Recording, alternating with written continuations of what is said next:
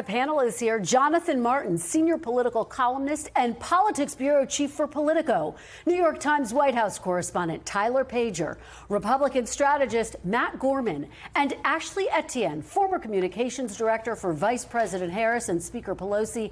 And our newest Meet the Press contributor. Ashley, congratulations. Welcome to all of you. J. Mart, I have to start with you. We have to talk about redistricting. You heard my conversation with Senator Booker.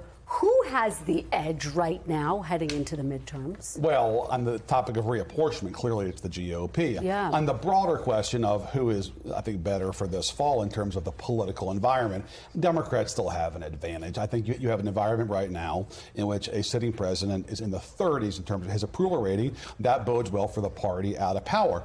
That said, I think that this climb got a little steeper this past week for the Democratic Party because of the combination of what happened in Virginia and obviously the Supreme Court ruling on the VRA. It's going to be harder for them to get back the majority. I still think the odds are that it happens, but make no mistake, this was the best week Donald Trump has had in months, and I think it's now going to be more of a challenge for Democrats this fall. I just think that the environment is unlikely to get better for the GOP this fall unless gas prices come down significantly by Labor Day.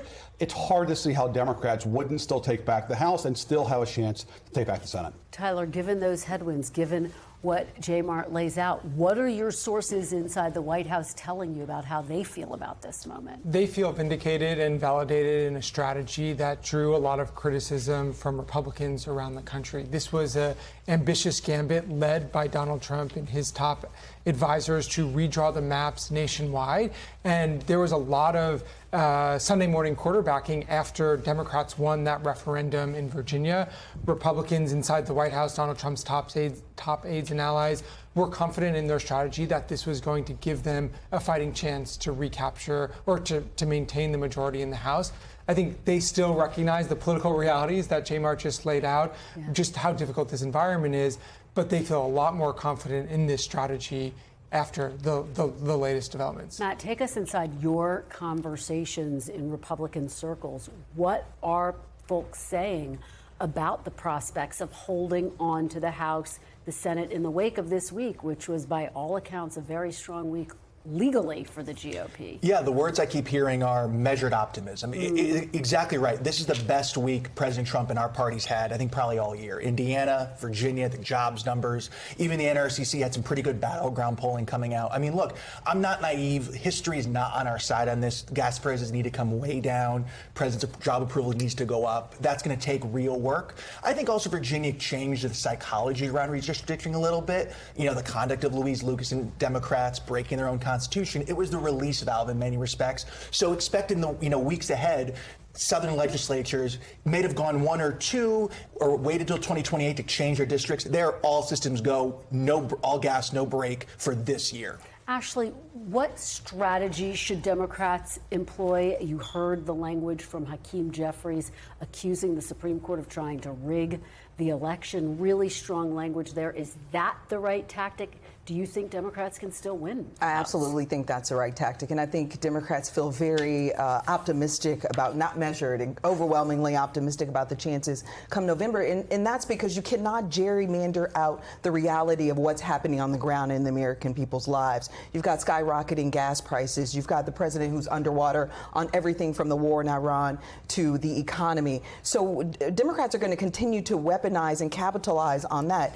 You know, and so if we say that the Republican Party had an incredible week, the biggest loser over the last 2 weeks has been American democracy. We've seen an undermining of the Voting Rights Act and a systematic attempt, as the senator said, on the part of this administration to undermine the economic and political power of Black Americans. They're not going to stand by and take that. I'm hearing now that there's going to be protests all over the country, starting in Selma, Alabama, next weekend on the Edmund Pettus Bridge, and they're going to continue to make this point that not only do we need a high voter turnout, but it's going to be necessary if we want to reverse these maps at some point. Ashley, I'm going to stick on you because I want to ask you about this big debate roiling inside the Democratic Party.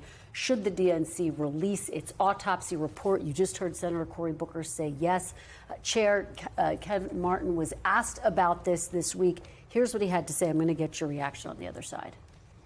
Why not release the full report? What's in the report that you wouldn't want Well, first off, to publicize? there's no smoking gun in the report, and I know that's what everyone's so eager to learn. I mean, the smoking gun. Guess what, John? But if there's no smoking gun, why wouldn't you just release it then? Because we want to keep the focus on the lessons.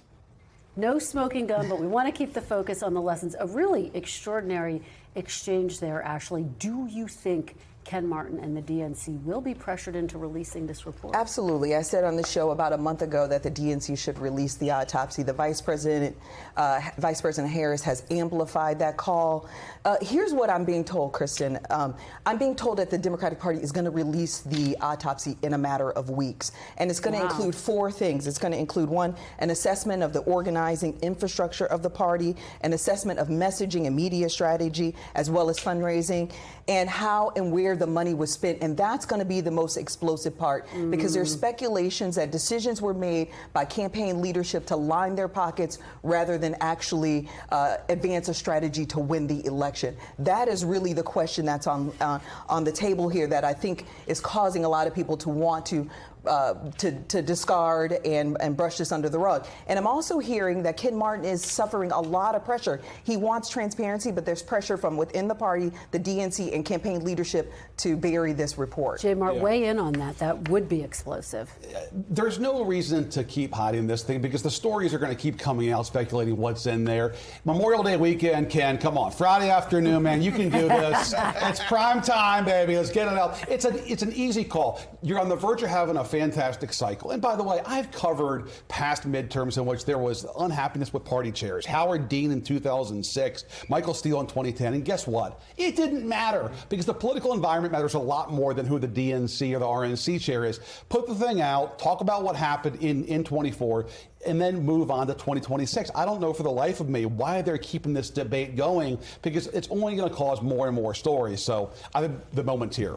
Tyler? Yeah, I mean, I think there is just now become this cycle of, are they going to do it or are they not going to do it? And it's just a way for Democrats to express their anxiety about the political moment and the opportunity that they see ahead.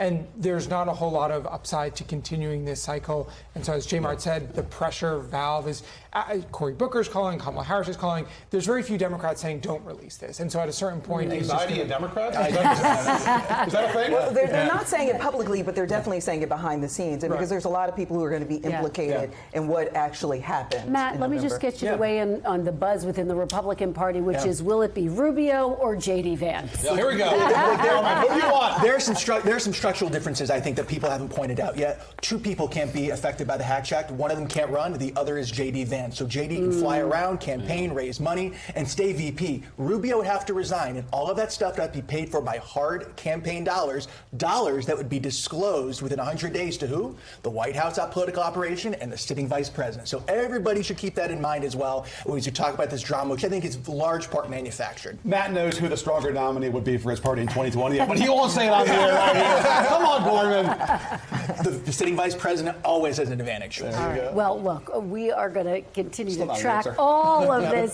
very carefully. What a great Mother's Day conversation. Thanks, everyone. Happy for Mother's Day. Happy Mother's Day. Thank you. We thank you for watching, and remember, stay updated on breaking news and top stories on the NBC News app or watch live on our YouTube channel.